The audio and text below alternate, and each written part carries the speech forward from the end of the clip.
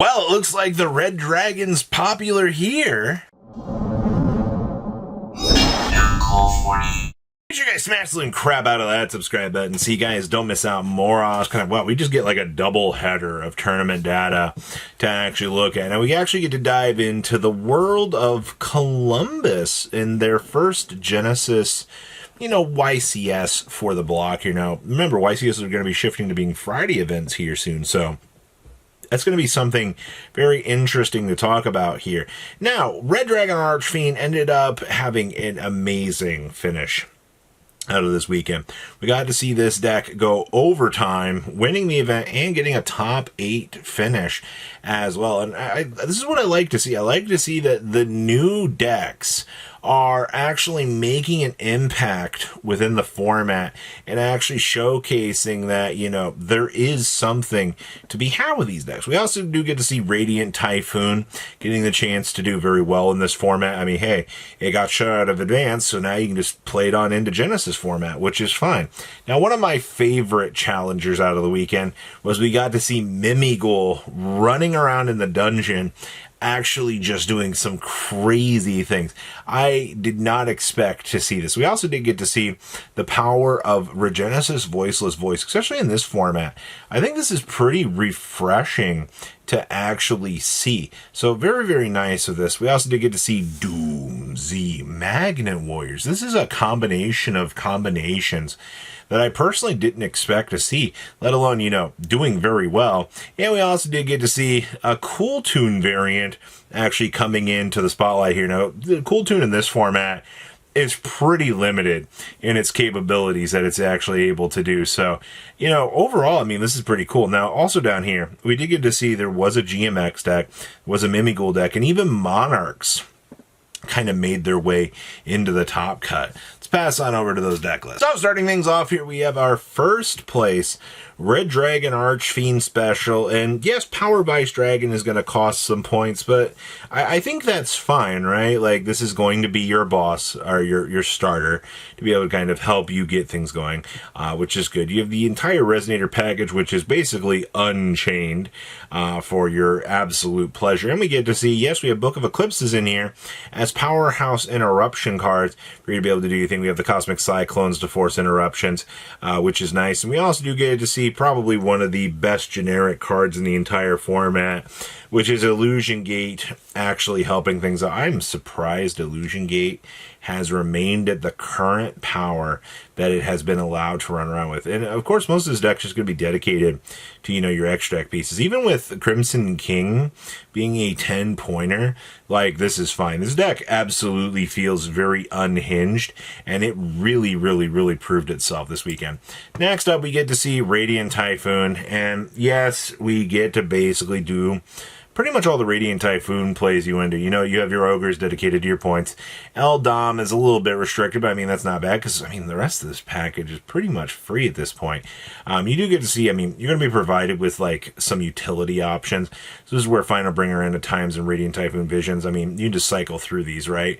Also, being able to mark things for destruction, and then, doing your thing. It's pretty good. We also do get to see this deck chose to play Purges, and of course, more Floodgate control options down here, actually kind of getting slotted around. It's not too terrible, but it's interesting. We also do get to see Spellbound doing its job. Your extra deck, Totem Bird taking up 10 points is fine. You're playing Radiant Typhoon. Your generic options are pretty available for what you expect to see. Next up here, we get to see more of the Red Dragon Archfiend deck. Now, this list brings the Nibiru into the spotlight. Obviously, I guess a lot of people in this format, especially if you're doing synchro plays, you're not really going to respect a lot of the power within the format, which I guess is fine. We also do get to see those Cosmic Cyclones filling up the space, but then we get to actually see Gravity Collapse doing its thing. I still feel that Gravity Collapse is an absolutely absurd card to have legal in this format. Especially you blow your opponent out at the cost of just answering one of your synchro monsters. Your entire deck's job is to put synchros on the field, and now you're provided with an entire turn skip option against your opponent. I still think that this is just ridiculous to have legal, but I guess, man, that's my personal qualm with this format, is this card's just too broken. Next up, we get to see Voiceless Voice. We get to see the Dogmatica Fleur-de-Lis. We also get to see the Royal Archfiend squad actually kind of coming up. Now, this is kind of a little bit different than what you would expect, right? What you're doing is you're relying on like Dark Spirit's Mastery to be able to pivot you into a level 8 Fiend monster, so you can actually kind of use this to start a combo. But also, this is where we started to see, you know, the problems with Illusion Gate starting to show up. You know, unfortunately, Illusion Gate is a fantastic board breaker as well. And as you're seeing with the cracks kind of bringing into this format here, you've got a problem with this card seeing. But we also do get to see Soundproofed, bringing you access to shut off synchros. And you know, we also have access to the non-fusion area here for the immediate blowout options. And this brings you also, haha, funny little super poly. Well, no super poly, but you know, funny haha little targets that you can kind of throw around. So, okay, I see you. Next up here, we actually get to see the dungeon actually doing its job. Actually, I think that this is really cool. Actually getting the chance to see the dungeon crawler special do its thing. But we also get to see some interesting text in here. We get to see Life Hack. We get to see the Bot Herder coming down. We also get to see the Reverse Reuse, which just targets up to 2 flip monsters in your graveyard. You special summon them to your opponent's field in face up or face down defense position. Ah, yes. Who doesn't love, just kidding, 2 Mimigol monsters prime in position for literal absolutely free. Like, Reverse Reuse is actually a very, very interesting tech choice. And of course, we can't forget Treasure Panda. Actually getting access to this card is really, really interesting. Outside of that, I mean, I didn't expect to see Mimigol doing well. I mean, for 175 people, I mean, like, this isn't crazy, but I think it's really cool. Also, you know, a lot of the kind of degeneracy down here this deck has is interesting. Next up, we have Magnet Warriors with Doomsy, while we're also playing Miracle Ejector. Okay, well, this is interesting. So I assume that we're using the Miracle Ejector to just get the Prisma online, so that the Prisma's job to drop Medius the Pure off of Daitoria. So this is kind of the, we're going to fix the holes within the format by having Medius access.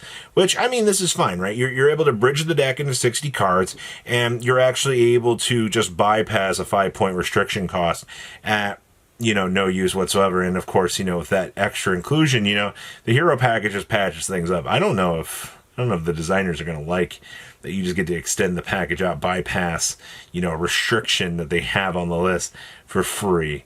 You know, that's a little bit counterintuitive, what I think, with what Konami wanted, but okay, we'll take that. Next up here, we get to see the Cool Tune deck. Now, Cool Tune does have some pretty strong restrictions on it. You know, look at the cost points on this. You know, you've also got Mudoras in here, but if you want to play a single rotary, it's going to cost you 40 points, which is a lot to think about. But the amount of consistency that this deck is able to access and be able to put on the opponent pressure-wise, I feel is pretty nice. We also do get to see, yes, once again, Triple Illusion Gate, but also because of the rotor, we get to play the DD Detonators in this format. I gotta tell you, DD Designator is definitely not a fun card that you're gonna want to be able to do, but I mean, if you're looping through, you know, your one rotary, and you're able to consistently access and do things with this, then okay, that's fine. This card does so much BS. It's crazy to me. Next up here, we have more Radiant Typhoon. This list choosing to explore the offerings to the doomed, and of course, we still get to see the final bringer of the End of Times doing its job. This build also is bringing us the Hopier Squadron, so we can actually make some synchro plays with this, which is a little bit more interesting. I hadn't actually thought about, you know, what if we build synchro lines into this deck? It's actually pretty cool. Of course, we added an extra Eldom to have the consistency be pushed upwards. I do see we have the 2 Horse of the Floral Knights in here. Yes, this just pivots me on into the Shield Bearer to get combo going. Definitely interesting to see the little pushes here within the format. But what do you guys think? Please leave a comment down below, tell me what you guys think, and I'll see your beautiful faces back here. Learn today, guys. Patrons! Thank you. Ah!